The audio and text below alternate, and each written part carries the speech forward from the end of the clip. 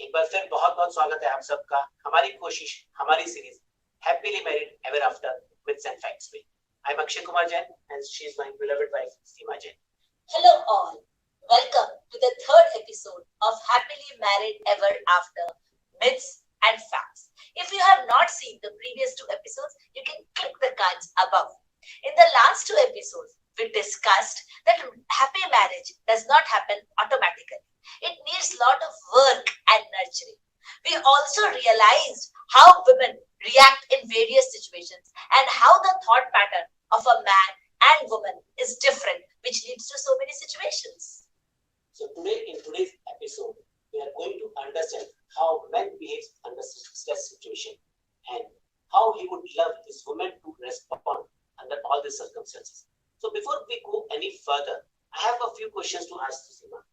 Seema, you are ready? Yeah, I'm absolutely ready. Okay. So let's go back around 8-9 years. Okay, and you remember like there was a stressful situation at my office. And I was working day and night, almost 13-14 hours every day I was working. And it was going for a month or so. And one of those days, I was very tired, very frustrated, very exhausted. And I came back home. And to relax myself, I asked for food and I started watching TV.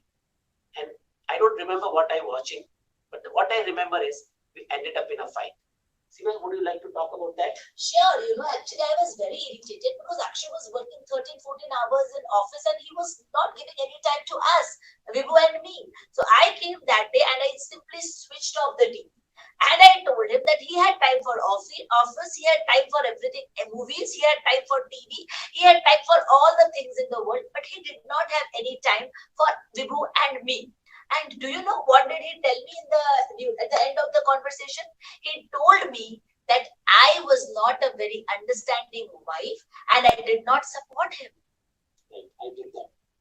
Second situation, and it's about our road trip. If you remember, like around 8 years back, we went to a road trip to Cook, and we were following GPS as normal, and there was a patch where the GPS signal was lost, and we were not having any clue which way to head. And it was very stressful for me because I was the one who was a driver there. And Seema started suggesting me about taking some advice from anywhere, from someone. And again, we ended up in a huge argument. It was very evident that Akshay and we had lost the way. So I was insisting him to stop somewhere and ask from some shopkeeper regarding the route. But Akshay was so adamant. He was behaving like a child. He was not ready to stop and ask someone for the route. Finally, I insisted him multiple times and he accepted and he parked the car somewhere. But do you know what? He was not ready to get down of the car. It was me. I got down from the car. I went to the shopkeeper. I found out about the route and I came back. So finally, somehow we reached Kurg. That is not the problem. But throughout the journey, Akshay did not talk to me. He looked so withdrawn and he was just not available. And that pretty much spoiled the first part of our vacation. The third situation, Seema, and it is about okay, so let me tell you this way. So I was using Nokia mobile all this while. And I was little adamant to stick to Nokia. But then later on, I started understanding I should switch to smartphone. And I bought my first smartphone, and there was this mixed feeling of fear because I was not comfortable with it, and feeling of excitement to move to a smartphone. And when the phone arrived, it took me some time to get adjusted to its usage, to understand all the features, and it took me a while. I think 3-4 days I took around that, and it ended up in a fight for that situation. Once again. Yeah, actually, you know what happened? For 4-5 days, Akshay was completely obsessed with the phone. It was Akshay and phone. They were inseparable. And can you believe that Akshay forgot to pay the electricity bill that month, and he also did not pay the credit card bill on time. And after that, he had to make 3-4 calls to get that penalty waived off. And worst of all, Akshay told me that I cannot bear his happiness. It is as if I cannot stand when he is happy. Can you beat that? So friends, simple situation again, but then still it can be stressful. So I was working at office and it ended up in a fight. We were going for a vacation and which was supposed to be fun, but then again we ended up in an argument. A new possession, bought a new phone, and it ended up in argument. I'm sure your situation may not be exactly the same. You may have seen some similar situation at your end also. So let's first understand what is a thought pattern of a man and a woman under all these circumstances. So talking about men here, so there's this book written by John Gray. John Gray is the author, and the book name is Men Are From Mars and Women Are From Venus. And author very clearly says men are basically problem solvers. They love to solve problems, and they solve problems one at a time. So when a man goes to office, basically what he's doing, he's solving problem for the company and for which he's getting paid for. Similarly, when he comes back home and he's tired, exhausted. See, when a man comes back home, only 10% of the brain he is having with himself. And with a 10% brain, probably he cannot do anything. 90% of the remaining brain is still maybe working at office. So what he does is he starts engaging himself in a TV. He may not know what he's watching, like the case I was in. He may not know whether he's watching a news or a movie or a soap opera, but he's trying to engage himself through TV and slowly trying to get himself back 100%. And when he does that, he actually gets excited about life. He gets refreshed, and that is where he's available for the whole family. This is how a man normally relaxes and he is ready for the next day in the world. Very true, Akshay. And actually, what happens when a husband's mind is already engaged in solving one problem, and at that time, if the wife wants him to immediately disengage from that problem and engage in some other discussion, it is not easy for a man to do a switch immediately. A man takes time to do the context switching from a problem to a simple discussion. And ladies are not able to appreciate this context switching time. And this leads to the most common complaint of almost all the women throughout the world, that their husbands are not available for them, that their husbands don't listen to them.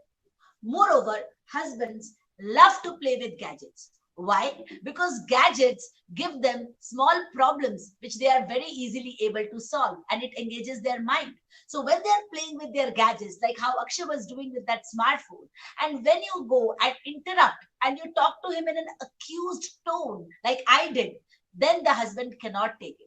He feels very irritated. He feels very frustrated. He feels that he has no space for himself. He does not have his independence. And worst of all, he sees it as an attack to his authority, which is so very dear to a husband. And that authority is definitely very dear to all the husbands, all the men basically. One other thing about men is they also like to feel competent. So when a woman comes with her advice to him, it is not the advice is right or wrong. It is about man feeling that it is a challenge to his competence. So you remember the incident that we talked about to Good. So it was not the advice that was wrong. What happened is when Seema asked me to seek help for the route, it was like as if she's telling me that you'll not be able to take us safely to the resort. And that is what was upsetting for me. So whenever this kind of situation happens, man goes to his shell.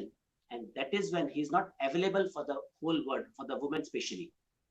Correct. As we are talking, Akshay, I remember one more incident.